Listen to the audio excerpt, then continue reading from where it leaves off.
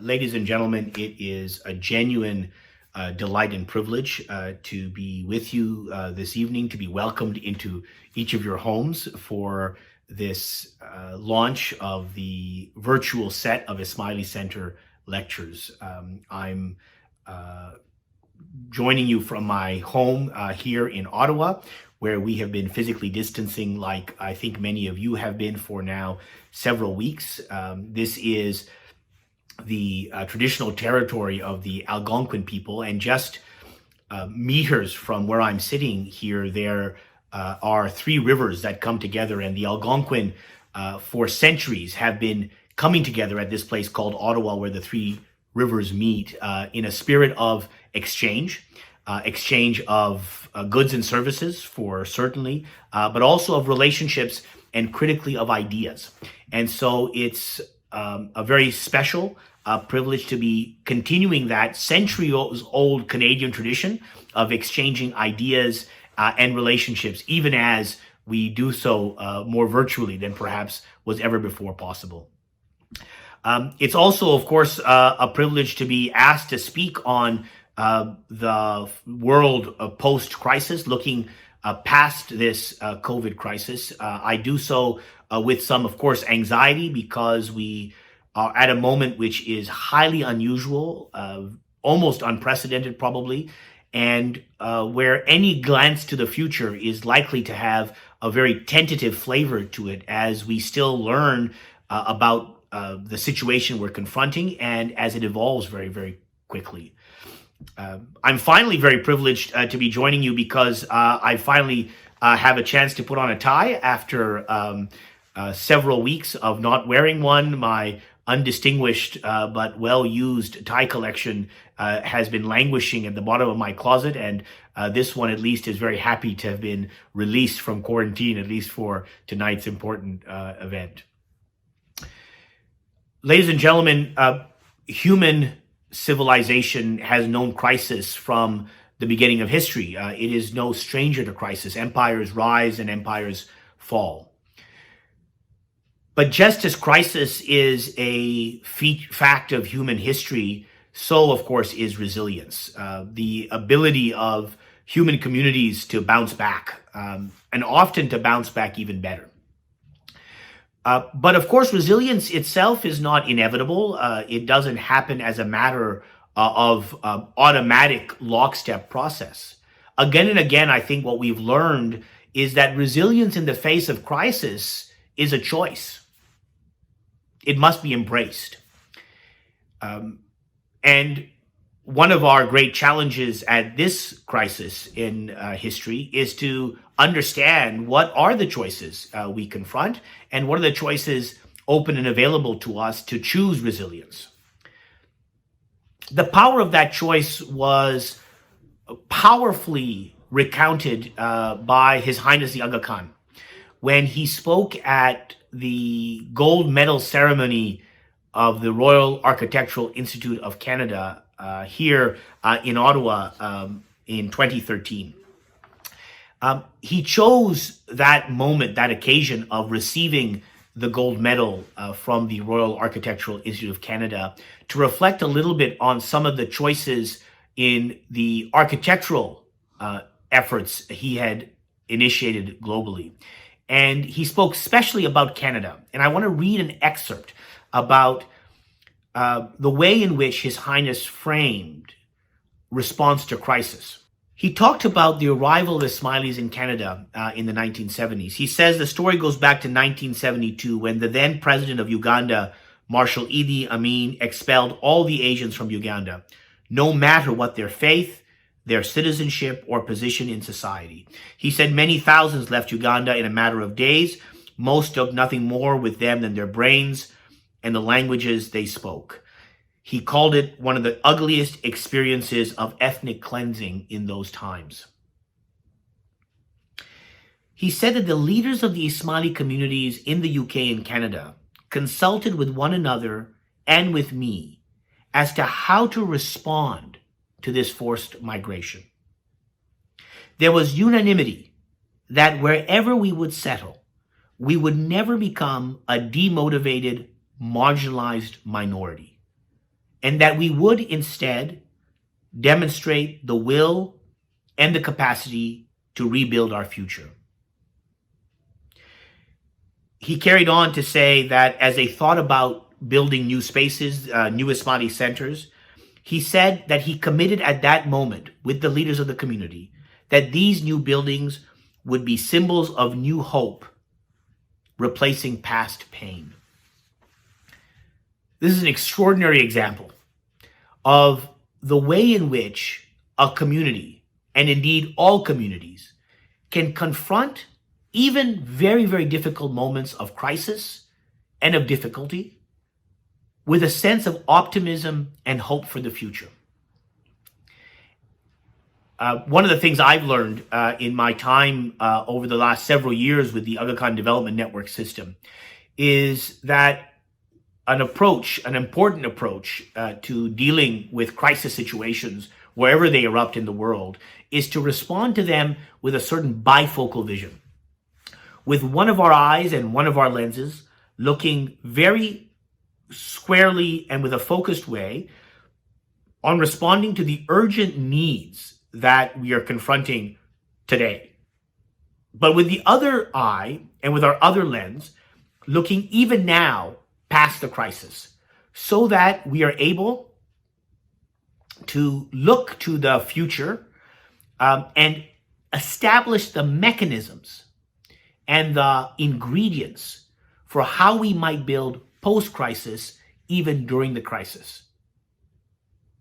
So the burden of my remarks today are really to unravel how is it that we might look at the current crisis with this bifocal vision. How can we ensure that even as we deal with the immediate needs in front of us, we can do so in a way that looks past the crisis and that begins to establish the foundation stones and the ingredients for rebuilding with strength and progress and success post this crisis? My view, my speculation, my proposal is that there are four things we might keep in mind, four principles, cornerstones of an approach to dealing with the crisis that might help us put in place the ingredients for life post this crisis. So principle number one is we need to help each other. You know, at moments of crisis, often we'll find forces that pull us apart start becoming stronger and stronger, that the forces of division become stronger and stronger, that the incentive and maybe the appetite to blame and to scapegoat become very severe. It is my view that at moments of crisis, these forces of division are exactly the wrong response. They are the things that are going to be the most dangerous, and that people of goodwill and of long-term orientation must seek to overpower those forces that pull us apart with forces that bring us together. You know, even pre-COVID, there were many people in the world who were concerned that globally, as a result of certain political and social forces, there were many trends of fragmentation, of forces pulling us apart that were deeply worrying, that we were confronted with a great choice as humanity as to whether we were going to understand our condition as being a condition where we are in it for ourselves or a condition in which we were all in this together. And again, I think it is clear that the most successful approach to underwriting a future of peace and prosperity for us all is to adopt the mindset that we are all in this together. Now, Margaret Mead, the acclaimed anthropologist, was once asked what she had understood to be the origins of human civilization. And her response was that in her view, human civilization begins in the archaeological record at the site of discovery of the first human fossil of the thigh bone that had been broken and repaired. Her reflection was that in the animal world, you would never find such a fossil. of a thigh bone, such a critical bone in the animal or human's ability to function physically, you would never find an example of a broken thigh bone that had been repaired. That is a uniquely human phenomenon, because for that thigh bone to have been repaired meant that another human would have come to rescue the person who was hurt, would have helped that person get to a safe place, would have tended and cared for that person until the bone had healed. She said that the essence of human civilization was the capacity of people to help each other. Well, at moments of crisis, this idea of helping each other has to be the biggest theme guiding everything that we do to conduct ourselves. Even the imperatives of the public health guidelines that we've been given to stay at home, to distance ourselves physically, to wash our hands, to wear face masks, are as much about protecting ourselves as they are about protecting people around us. They themselves and our commitment to adhering to them, in a sense, is also an expression of this idea of helping each other. So that's principle number one, to embrace the idea that we are all in this together. That if we conduct ourselves now in the face of the immediate crisis with this in mind, that we will lay the ingredients for a sense of solidarity post-crisis that will give us the strength to continue to build an inclusive future for us all. Principle number two is to think institutionally, not just individually. Another thing that I have learned in my years with the Aga Khan Development Network system, looking especially at societies in the developing world, is how difficult it is and how rare it is for us to find networks of strong institutions that can help societies advance. You know, here in Canada, we are surrounded by rich social, political, and economic institutions that support us, that they are almost become invisible to us.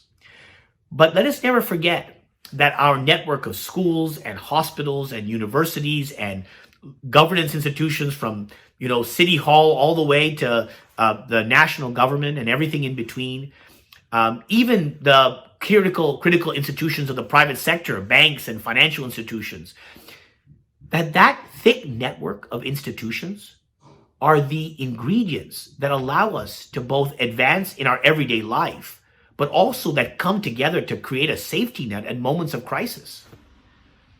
Let us never take those institutions for granted, because in many parts of the world, there are populations simply cannot count on that network of institutions being present. And these are institutions for sure in the public sector, in the private sector, but as many of you will know, for the AKDN system, institutions crucially of civil society. This idea of private energies coming together for public purposes. Institutional strength is, in a sense, the secret weapon of society's ability to advance. Now, in moments of crisis, we often find that institutions' fragilities are uncovered. But when an institution's fragility is uncovered, our response to that shouldn't be to abandon the institution. It should be to redouble our efforts to invest in those institutions. So when you look around and look at all the ways in which we were either unprepared for this crisis, or in which the institutions that are built to serve us have somehow fallen short, we shouldn't lose hope in those institutions. This should be a moment when we recommit to those institutions and invest in our reimagination of what those institutions could be into the future. In fact, one of my convictions is that our capacity as a society to engage in a process of continual institutional renovation and reinvention is going to be key to our forward success. There are many people who are saying that the post-COVID world is going to look different from the world before the COVID.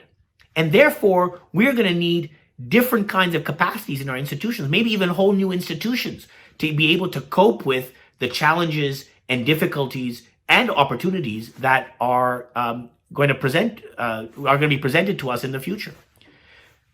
What it says to me is that we need to have a strong institutional vision and commitment now, even in the context of addressing the crisis today, so that we are left with strong institutions who can help us after the crisis. There is a very famous German play in which there is a dialogue between two characters, and the first character says, unhappy, he says, is the land that has no heroes. And the response to him is, no, unhappy is the land that needs heroes. The point that this exchange uncovers for us is that a society is not made simply on the backs of individual acts of heroism. In fact, a society that depends on ongoing acts of individual heroism for its advance is a society that has a lot of inbuilt fragility. What we need is strong, reliable, high quality, accessible, and inclusive institutions at all levels of societies that we can draw upon, that we can rely upon, that we can use to help us advance as a community and as a society. And not only here in Canada, but then we must share that institutional strength in every part of the world where there is a need. And again, it's one of my convictions that into the future, that one of the great gifts that Canada is going to be able to give to the world is this capacity to think about how to build strong institutions that take into account public issues and public interests in a variety of ways. So that's the second principle, that we should think institutionally, not just individually, as we look past this crisis. The third principle that I would advance is the importance of knowledge and the knowledge economy and the knowledge society. Look, even pre-COVID, we were experiencing an extraordinary shift, transformation in the basis of our society and our economy. This has sometimes been called the fourth industrial revolution, the advent of the knowledge economy, where combinations of technology, capital, and knowledge were changing, and their ability to be combined in different ways were creating entire new sources of economic value and economic advance. What we have seen over the last decades has been an absolute proliferation of new methods of production in the economy, new forms of innovation in society, and new demands for the ability of knowledge and knowledge workers to contribute to advancing society. It is a huge opportunity, and it brings with it all kinds of big concerns. But one of the things we know is that the future is going to be in the hands of those who are able to continue to advance the state of the art of knowledge, to continue to learn in a lifelong way, to be able to combine advanced knowledge with an ability to collaborate with others. A recent paper by the National Bureau, or published by the National Bureau of Economic Research, showed the growth of jobs in different job categories. And the only job category that has been growing and is projected to continue growing are those jobs that combined advanced state-of-the-art knowledge with the skills of collaboration, of collegiality, and of cooperation. That combination is going to be the winning combination for economic success, but also for our ability to work together and to advance as a society. Just look at the key priorities for the world as we try to confront the COVID crisis. They are all challenges of knowledge and knowledge discovery, the need for better and new testing, the need for a vaccine, of new therapeutics, new methods and models of care, new kinds of epidemiological modeling, new views and visions of population health and their prioritization. These are all questions at the frontier of human knowledge. And our ability to deal even with the crisis we're in today will be driven by how quickly our knowledge horizon advances. So this idea of embracing knowledge and the knowledge economy and the knowledge society, I think, is going to be another key principle for us to position well past the crisis. If anything, the situation we are going through is likely to accelerate the move toward the knowledge economy. And so all of us, I think, can really focus during this period on ensuring that we are clear about our own vision for how our professions, our jobs, even our interests and hobbies relate to state-of-the-art knowledge. What is our own personal learning agenda? What is our personal knowledge agenda? What are the knowledge institutions to which we are connected? How is it that we are contributing to the development and establishment and strengthening of knowledge institutions for our own community and around the world? Understanding that those knowledge institutions are likely to be the most important trampoline for progress into the future, both now, but even looking past the crisis. So that's principle number 3. My final principle is to embrace pluralism. Another thing I've drawn from my time now with the Aga Khan Development Network institutions is this understanding and appreciation of pluralism. I mean, His Highness the Aga Khan's great contribution to Canadian public discourse, it seems to me, over the last 2 decades, has been his extraordinary observation of the genius of Canadian pluralism. This idea that Canada is, while far from perfect, the most distinctive example of pluralism in action that the world is seeing.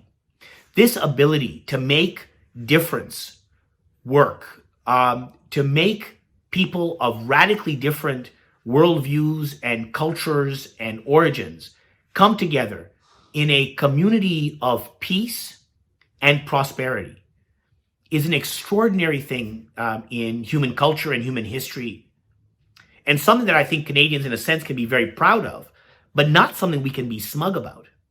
Again, at moments of crisis, it seems to me that the possibilities of us creating divisions and, in fact, the forces against pluralism gaining strength are ever present. In fact, I think you'll know that we've seen examples around the world of the crisis being used as a pretense for many other agendas to be pursued, and many of those agendas anti-pluralist ones. So this is a time to recommit to pluralism. One of my reflections after reading and listening to people talk about pluralism a lot over the last 15 years is this idea that pluralism might be the king of virtues of a society. That is to say, the virtue from which all other important virtues of a society and of a successful society stem. If you can commit to this idea of embracing difference, not just tolerating it, not just putting up with it, not just organizing around it, but truly embracing it, celebrating it, drawing from diversity as a source of progress and advance, a source of insight and extraordinary creativity. If you can figure out how to do that, we will have been able to lay the path for a successful society across every dimension of human concern. Economically, we are seeing that the demands of collaboration and of being able to bring diverse voices together is becoming the key differentiator of the great economic entities of our time. Politically, the ability to make sure that difference does not become division is the source of long-term peace and security. As a cultural matter, We are seeing that our ability to be confident in our own cultures allows us to be more and more curious of other people's cultures and to absorb and learn from them and not to fear them. This idea of pluralism is massively powerful. But as I said, it can come under strain at moments of crisis. And so the fourth principle I want to articulate as we look past the crisis is to make sure we are recommitting to pluralism now. Even as we deal with the crisis in front of us, we do not let the forces of exclusion and of division enter in like a Trojan horse into our responses now. And if we do so, we will be setting the stones in place for a much stronger recovery and rebuild past the crisis, knowing that pluralism will be the key to social and economic advance for us after this crisis is over. So those are my four principles for speculations, for what we might hold on to as ideas and ideals, almost like anchors that help us steady the ship as we respond to the crisis and position ourselves past the crisis. One, that we must help each other, that we must maintain our sense of social solidarity. We must remember that we're not in it for ourselves, but that we are all in this together. Two, that we must think institutionally, not just individually, that we must use this moment of crisis to recommit and strengthen the key institutions that we rely on to be both a safety net, but also an engine of progress. And that we use this moment to continue to reinvent and reimagine our institutions to make them better and more suited to the opportunities and challenges ahead. Number three, that we embrace the idea of knowledge and the knowledge society, that we draw from that inspiration to invest in ourselves and in the right knowledge institutions and organizations that will be a trampoline for our progress. And finally, that we remember and cherish the notion of pluralism, that we safeguard our pluralism here in Canada and we advance it, we strengthen it, and of course we find every opportunity to share it with the world. These four principles are not only, it seems to me, practically required today. It seems to me they are also ethically required. These are not only practical ploys. I think they are actually deep ethical commitments that remind us of our commitments not only to ourselves, but to each other. That they provide a strong ethical and moral compass at a difficult time. It seems to me that we should never underestimate the power of these moral commitments, the power they have at moments of crisis, especially to give us conviction and courage and to inspire us to bold action. It reminds me of one of these extraordinary stories about Abraham Lincoln that Doris Kearns Goodwin writes about in her beautiful book, Team of Rivals. She talks about Abraham Lincoln as being such an extraordinary leader during the Civil War, that he had this combination of insight and vision and kind of moral courage, along with kind of a practical and political savvy, which was really quite remarkable. One of the stories she tells is of the day he signed the Emancipation Proclamation. This was the document that freed the slaves in the U.S., that recognized the ill of slavery that had essentially been one of the most important drivers of the Civil War and continued to be a source of division. It allowed Lincoln to provide a deep and abiding moral purpose to the Civil War. On the day that he was to sign it, January 1st, 1860, the White House had been open for a traditional set of receptions where people were invited into the White House to greet the first family and wish them Happy New Year. And so for the first half of the day, Abraham Lincoln had been in the White House shaking hands for, I think, several hours. He got back to his desk to review the final draft of this most important document that ended up being an absolute turning point for the war.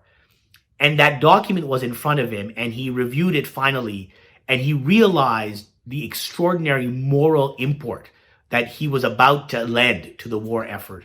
And he was convinced in the rightness of what he was doing. He picked up the pen and was ready to sign the document.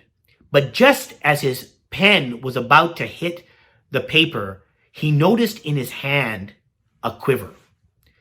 The muscles in his hand had weakened from a day-long set of handshaking in the reception that had preceded this moment, this important moment at his desk. And he paused. He put down the pen. And he said to his colleagues in the room, if I sign this paper with a quivering hand, history will record that I hesitated. And he said it will weaken the moral and ethical impulse with which I am signing this document. So Lincoln pauses. He waits until the strength in his arm and his hand has returned. And then he picks up the pen, and with boldness and conviction, he signs the Emancipation Proclamation. Let us never forget the importance of this ethical commitments, the moral purpose which is called for at moments of difficulty and crisis, that we can come up with a practical agenda that is both relevant to our time as well as an expression of our deep ethical commitments to each other and to humanity. And then with boldness and conviction, and with hope and optimism and confidence in the future, we can act. Thank you.